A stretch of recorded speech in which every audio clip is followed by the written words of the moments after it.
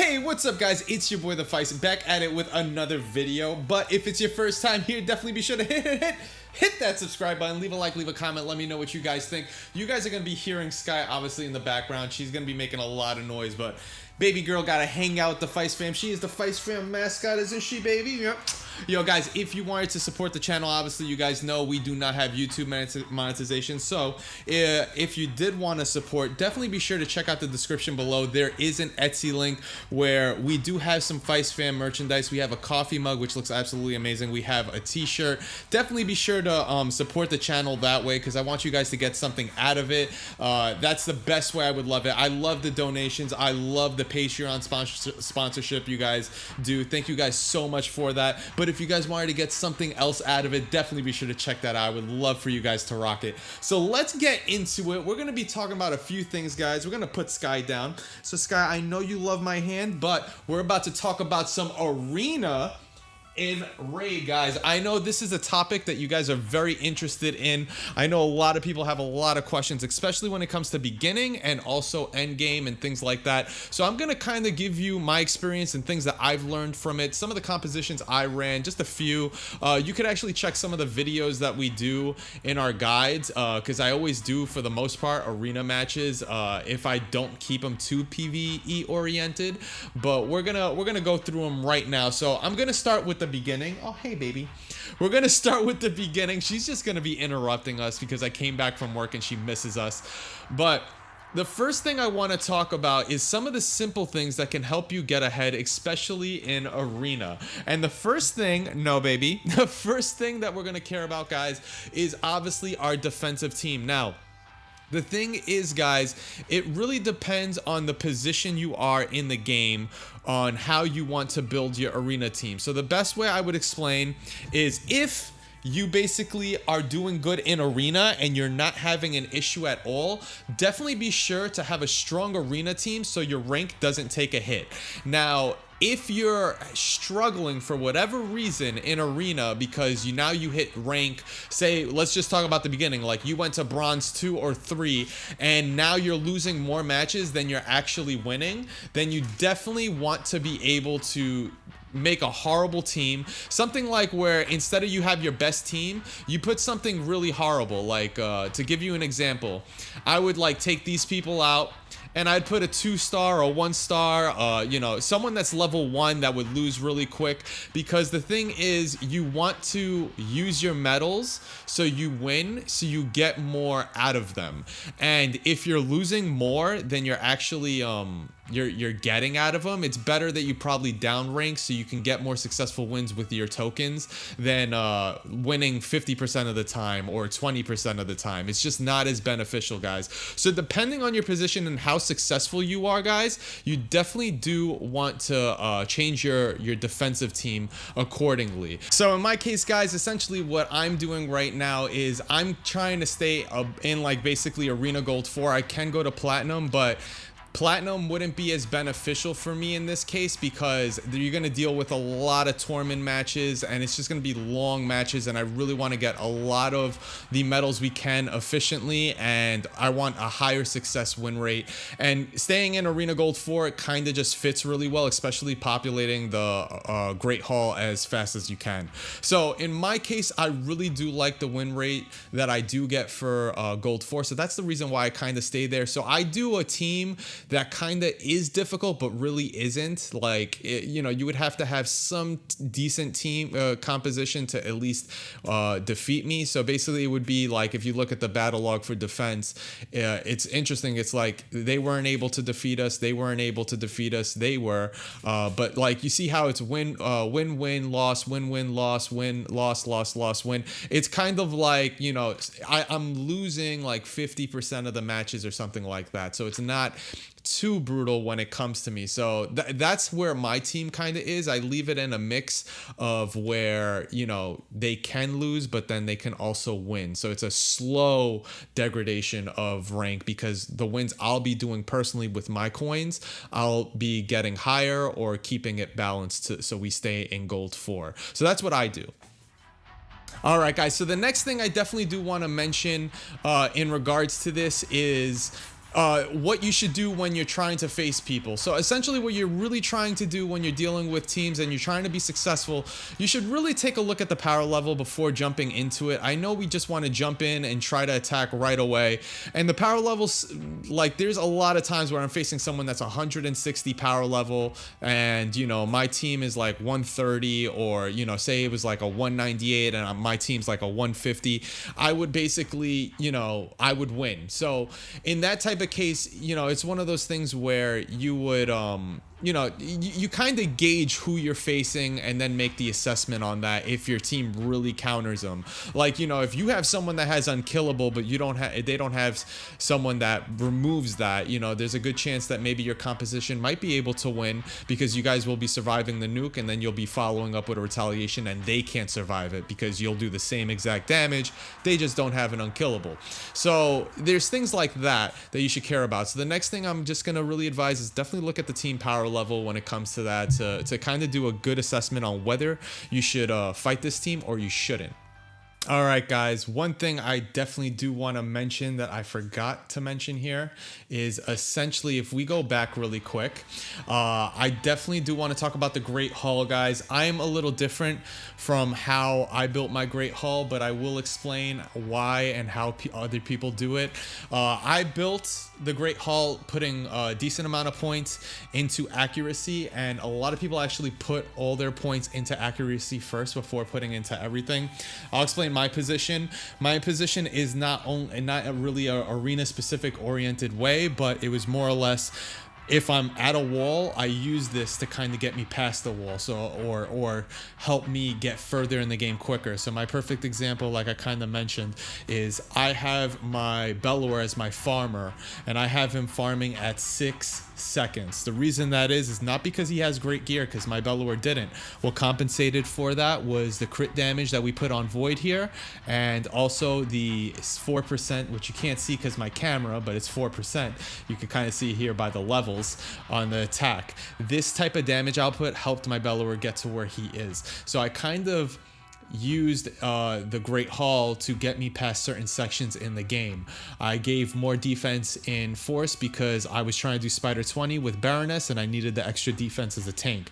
But the usual build that people do is they try to get the accuracy all the way up because it's beneficial to get those debuffs in Arena and also in Spider 20 and, you know, all the later late endgame dungeons. It's really good to have high accuracy because then you land those moves and it helps with progression. So it is a good thing to actually focus solely on accuracy at times, but it's also good to kind of go in the idea of what you want or what you need at that time. That's the build and approach that I went. A lot of people want to focus solely on accuracy, and the way I see it, guys, to each their own.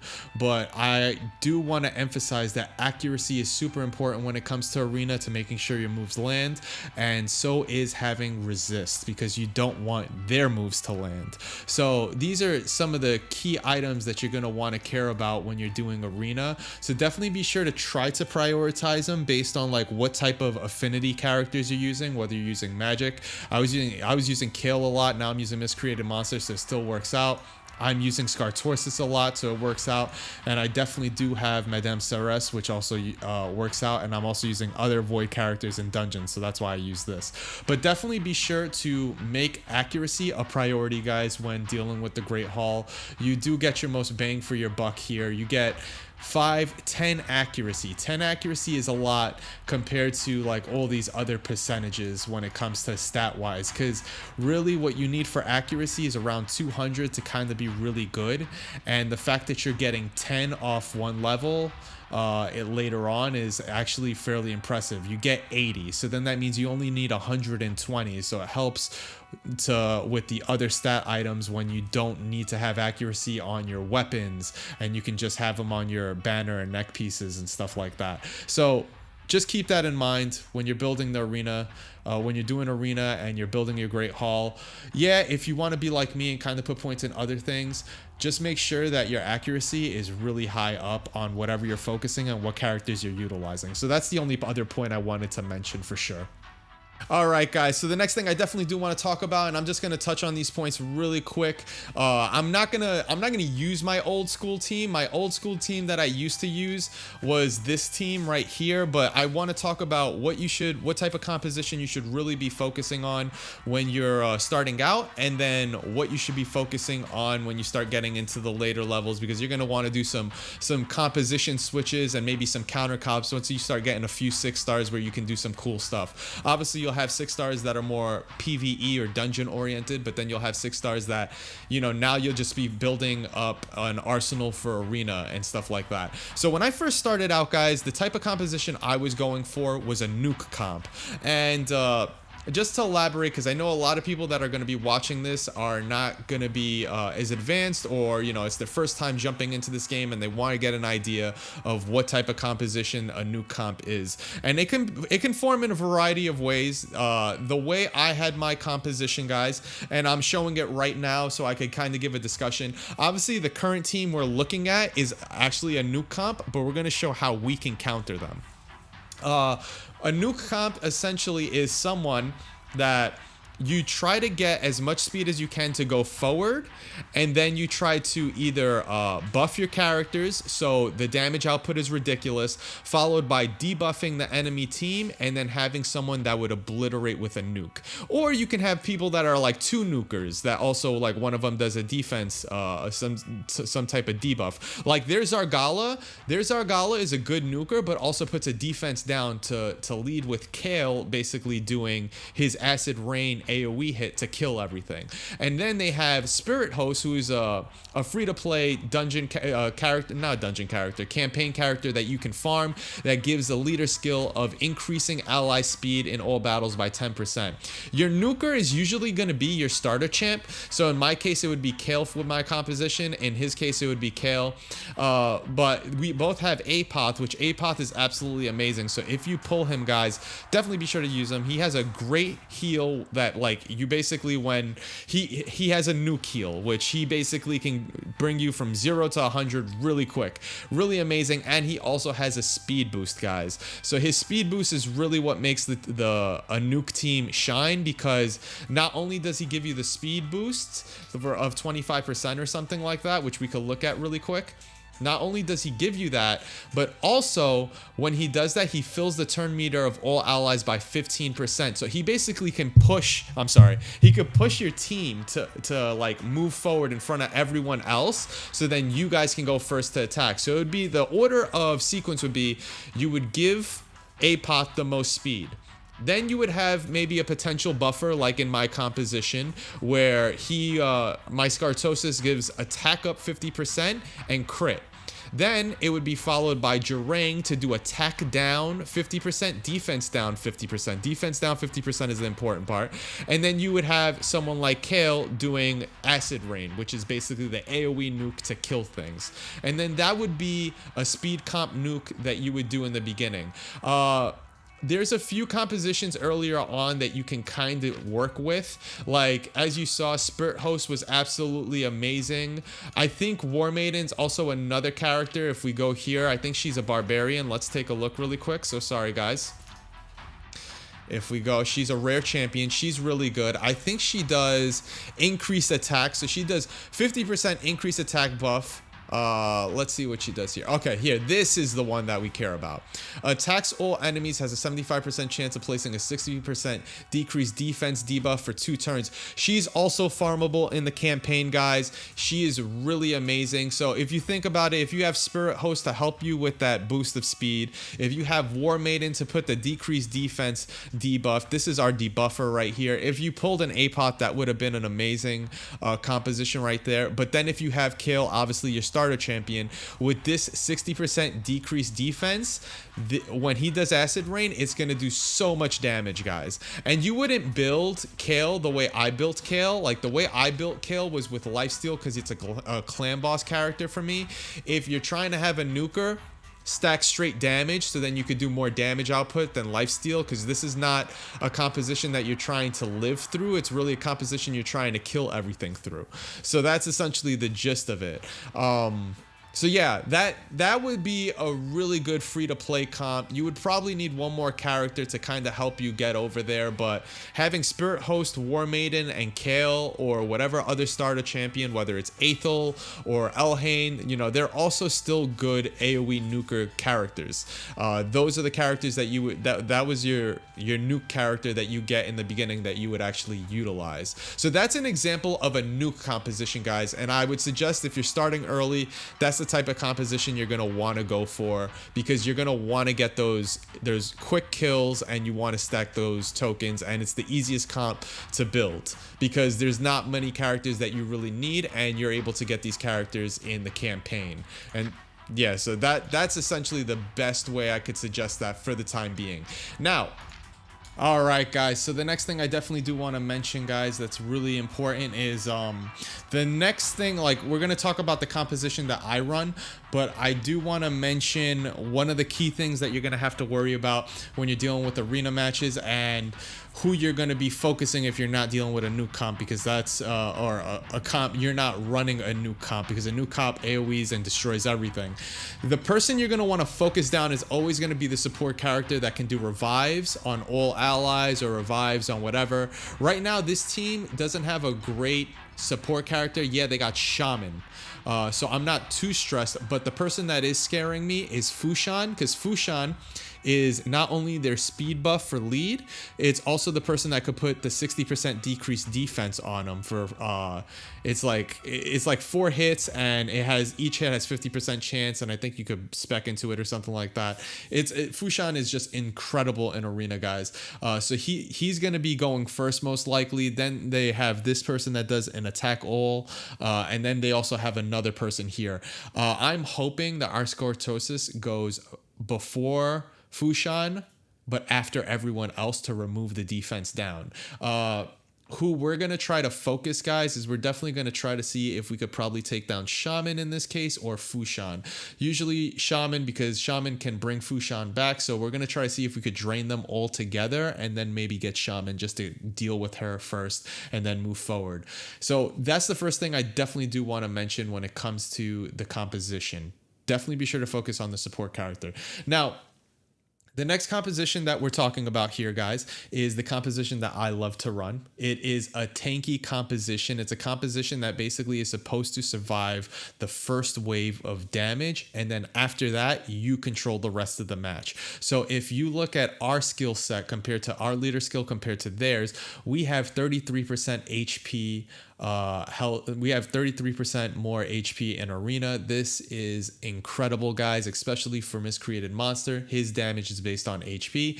He has a Lightning Storm attack that's an AoE stun, which does a lot of damage. He has an Ally Protect that heals himself and then puts an Ally Protect on everyone. And when other teammates get hit, they get feared. So there's crowd control there. We have Madame Ceres, who does not only removes buffs, but also puts defense down and attack down. So this is going to be very important to kind of put Kale, Fushan, and Delver really in their place when it comes to their attack all enemies. So I'm really hoping that that's going to do it. So we have our first person, our person that resets the match with Rebirth, I call him a resetter, but it's also our buffer. We have our buffer here. We have our debuffer and removal of buffs, our Madame Ceres. We have what is our tank, but also nuker for this team. Like he nukes really hardcore for having for being decently tanky. And then we have our Torment, who is also our crowd control, because he has provoke, he has freeze, he has a lot of cool things, guys. So this is a really overall tanky team and it has really good synergy. Let's see how good we do against this comp. So this kind of sucks because we went first. So now there's a good chance they're going to do a defense down and they might hit us hard. That was a bad... Okay, so guys, if we're going to do an analysis on the bad ordering of this was insanely bad on their part on how they did it. The composition should have been where Fushan would have went to put a defense down, or Delver for her weaken, and then Kale going for the nuke. That should have been the proper organization of this. Kale going first with speed, this is... Obviously, the composition was not built for this. They just put people in a defense team just cuz. But because of that, we're going to take advantage of this. We're going to put our defense down, attack down, remove all the buffs from everyone. We're going to do our nuke on Shaman, which also is going to be on them. We're going to try and see if we could get a provoke because Shaman isn't going to die and I don't want her to revive anyone. We do have a provoke and this is going to end the match for us. So we're just going to wave him. There. So the composition didn't go in the proper order if we're doing an analysis on how they ran. Fushan should have went first because of the 60% defense down. That would have been really good in this case. Let's take a look at this counterattack team. This counterattack team looks very interesting. They got the library book sisters, but I really do want to see how we perform with a tanky team with a counterattack when we have Madame Ceres to remove counterattack and how good it does. But I went from a nuking team to a tanky team, guys. So look how much damage we took. We actually took no damage at all. Counterattack has not been put up yet, so I'm not going to put my debuffs with Madame Ceres. I'm actually going to do A2 in hopes that people get feared. One person got feared out of all this. That's not great.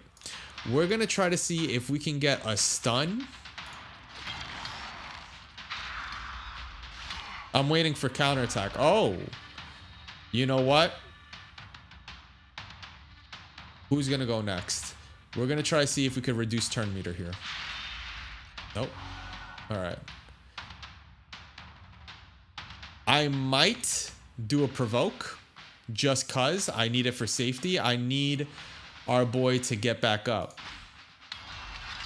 Good provoke. I'm going to force a rebirth at this point because we need to have him up. I'm really... we're really putting it in a position where the counterattack isn't going up right now. I'm going to have to do the defense down. We're going to need to do it, fam.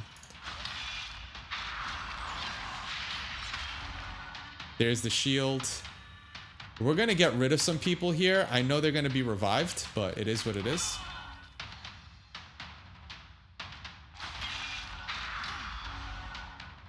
Let's go for the stun. We need it. We killed someone. Let's go for a wave because they got counterattack. I was hoping that the fear was going to proc. Let's go for A1.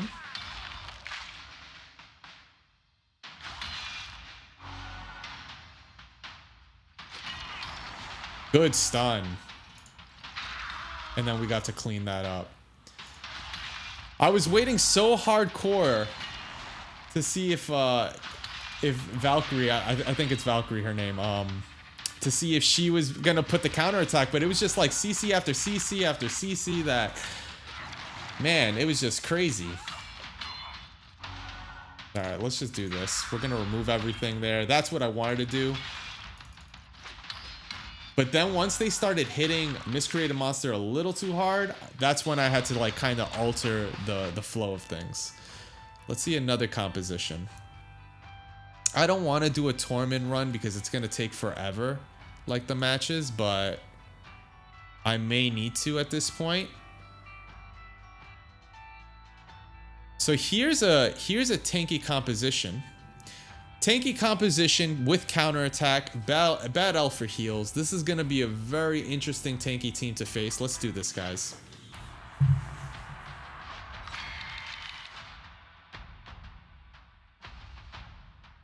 I am not going to do a rebirth on that.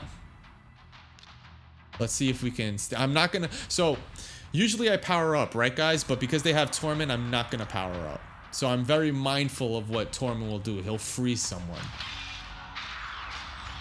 So I decided not to. Our characters are getting frozen. Theirs aren't.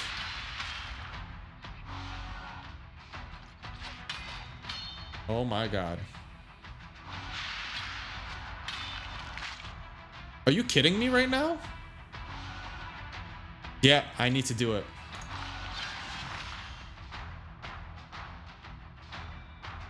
Our character needs to go. What's going on here? Alright, so here's the thing, guys. We have... I think I need to do an ally protect here. Why are we not having control here? Let's get some provokes out. Let's have some fun. Or we could try to see if we could take out our bad elf.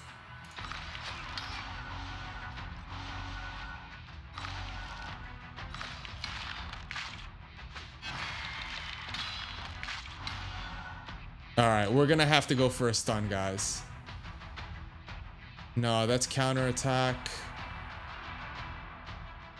Probably not worth it. We're going straight for bad owl again. We're gonna probably get a defense down on the next iteration, guys. Good stuff there. Let's get some provokes out. No heals as well, which is awesome because when they're frozen, they actually put the no heal buff when you do that with Tormund, his A3. We're gonna try to see if we can steal some heals. We stole shields, so that's good. We're gonna take all this away. Good. It's a very scary composition we're facing right now, guys. A very scary composition. I would definitely like to take Valkyrie out next, if possible.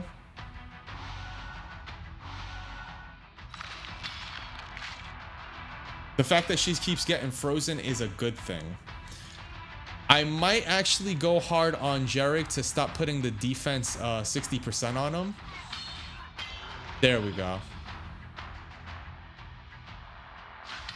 Good hit. And he got frozen.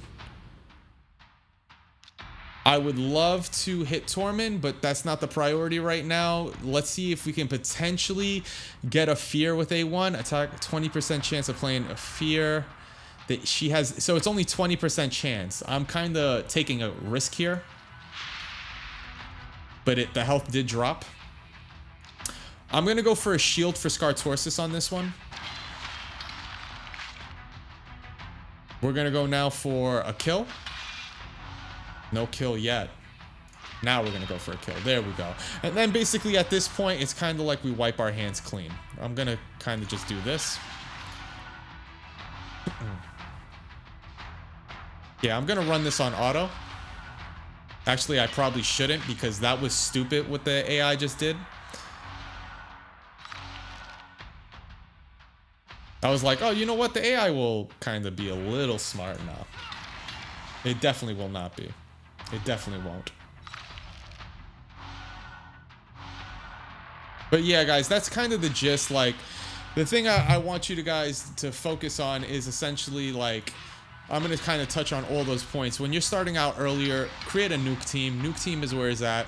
We kind of talked about Spirit Host. We talked about War Maiden. We talked about our starter champion, like Kale. Those are like 3 really good champions. If you got another 4th person there, that would be really awesome to kind of just work in there. And you can kind of pick anyone that you would want. Executioner is not too bad. Definitely after that, be sure to check your defensive team. If you start losing 50 to 60% of the matches and you're not really utilizing your tokens too much, definitely be sure to drop rank by building a crappy defensive team.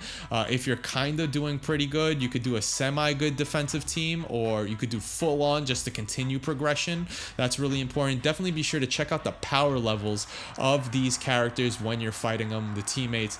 Make sure you kind of start assessing what their movesets are, if they have counterattack, if you have someone like Madame Ceres to counter that by removing those buffs. Check to see if these are unkillable characters. Things like that would really help you assess which battles to pick, because you literally have to pick and choose your battles to kind of progress in this game, and you don't want to sacrifice tokens, especially earlier in mid game. The other thing, besides checking the power levels and the move sets, the final composition I kind of mentioned was a tanky one, which is the one that you kind of saw in the previous matches, guys. And also when you're fighting these team compositions, definitely be sure to know who are the characters that revive, can reset matches, like heal, support characters like that. You definitely want to make those characters kind of the priority on nuking and killing, kind of like how you could see with like maybe Duchess. If you guys ever ever fought a Duchess, she puts Veil on everyone, but then if you kill those guys, she basically heals the entire team. She brings them back to life. It's crazy. So definitely be sure to focus on which characters to support and who you should kill, especially with a tanky composition, because these matches are going to start outlasting and they're not going to be very quick. So I hope you guys got a lot of insight from this video. Thank you so much for showing that love and support, guys. Again, if it's your first time here, definitely be sure to hit that subscribe button, leave a like, leave a comment, let me know what you guys think. Before I end the video, I do want to bring Sky here. Give me 1 second. Hi, baby. You want to say bye real quick? You want bye? She's so sleepy. So sleepy right now. Baby Sky, look at her. She's so amazing. I like bringing her in the videos because essentially when she gets older, I get to look back on these videos and just kind of remember how small she is. But I just want to say from the bottom of my heart, guys, I really appreciate all the love and support you guys have. Again, if you really wanted to financially support the channel, definitely be sure to check out the Etsy link below. We have Fice fam gear, we have coffee mugs, and we have also shirts. That's a good way of supporting. There's a Patreon link if you want to do sponsorship supporting like that. Thank you guys so much for being there, hanging out on the streams. Definitely join us on Discord. It's the best community ever, and we'll catch you guys later. Peace. See ya, guys. I'll catch you guys later. Have a good one. See ya. Hi, baby. Yeah, we finished the video. Thank you guys so much for tuning in. Again, if this is your first time here and you're watching from YouTube, definitely be sure to hit that subscribe button. If you ever come to Twitch, definitely be sure to hit that follow button. Come join us on Discord. The link is below in the YouTube description. Also, last but not least, I want to say major shout outs to the sponsors. If you guys also wanted to financially support the stream, definitely be sure to check out that YouTube description below. There is a Patreon link. And if you can't support financially, don't worry, guys. There's other ways you can actually show support. That's getting the word out, sharing the content, letting friends and loved ones know about this this channel. Tell them to come and hang out. Come join us on Discord. You will not regret it. It's the best community / family ever. It says it right there on the freaking board. Yo, thank you guys so much for hanging out. I love you guys so much, and I will catch you guys next time. Let me know in the comments below what you would like to see next, what you think about the video, and so on. I'll catch you guys next time. See ya.